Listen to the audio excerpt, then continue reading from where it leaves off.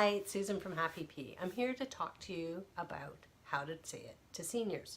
And so I've got my very senior dog, Jindy here, who at 13 years young, can't hear anymore, is a little arthritic, so we're having her age in place with family supports. What I really want to talk about is how to say it to seniors. Can't say much to her, she's a little deaf, and I read off a Kindle, so I can't hold the book up. But it's a fantastic book. It's David Soley, and I'll put all the information down below so you can have that all in writing. And his book is really fantastic because it talks about the discrepancy between how you are thinking and I at this point in our lives, 40s, 50s, 60s, and how the senior citizen that you're dealing with is thinking.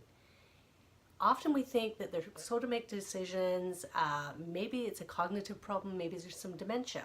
He makes the point that actually that is really extremely rare, and we shouldn't look at them that way as having any mental problems and mental deficiencies whatsoever. They're simply at a different developmental stage.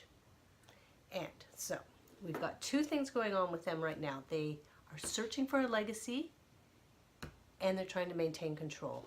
And if you think about that, they are losing control of everything. They're losing control of their health, they're losing control of their home.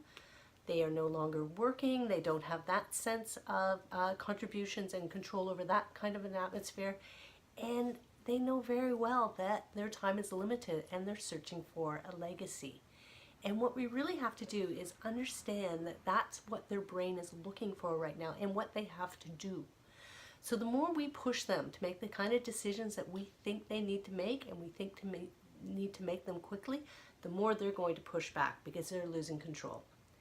They need to think about things, they need to decide what their legacy is. If it's something like very common, having to clear out the family home and downsize somewhere, it's not just a matter of making the decision to do that.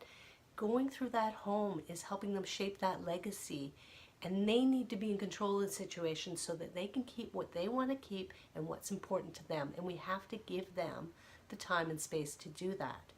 We all have our to-do lists that we're working through every day, quickly getting things done. They're no longer in that stage. We have to allow them to enjoy the stage that they are in. So I'd highly recommend the book. It goes into all this kind of stuff.